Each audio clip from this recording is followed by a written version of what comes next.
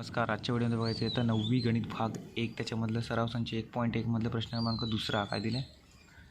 खाली चिन्हात दिलेली विधाने शब्दात लिहा. ओके, हे तुम्हाला चिन्हात विधाने दिली आहेत 1 2 3, ही तुम्हाला शब्दामध्ये लिहायचं आहे. तर पहिलं आपण शब्दामध्ये लिहूया. त्यासाठी पहिलं गणित लिहून घेऊया. इकडे 4/3 क्यू. आता याला शब्दात कसं लिहिणार, ह्याला काय म्हणतात शब्दामध्ये. आता हा काय क्यू काय आहे, संच आहे. ओके, 4/3 हा संच क्यूचा घटक आहे. ओके, मध्ये चिन्ह हे असेल तर काय म्हणतात त्याला, 4/3 हा संच क्यूचा घटक आहे. ओके, आता दुसरं -2. आता चिन्ह तेच आलं आहे परत, म्हणजेच काय -2.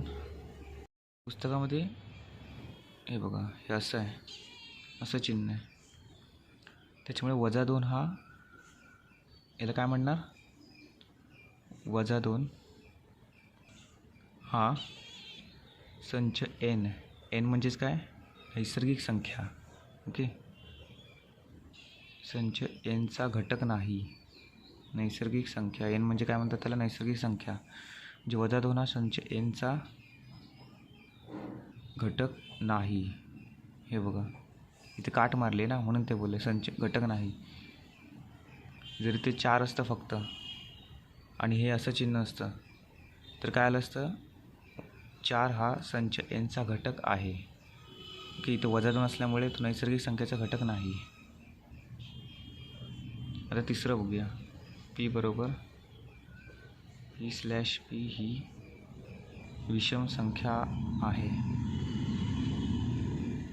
आता ह्याला कसं म्हणणार शब्दामध्ये, संच पीचे, हे बघा, संच पीचे पी हे असे घटक आहेत की,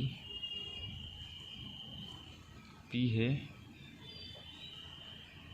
असे घटक आहेत की पी ही विषम संख्या आहे. ओके, पी ही खाली लिहितो, विषम संख्या आहे. ओके, तर परत आपण बघूया. संच पीचे पी हे असे घटक आहेत की पी ही काय, विषम संख्या आहे. ओके, अशा प्रकारे दुसरा प्रश्न सोडून झाला आहे. धन्यवाद.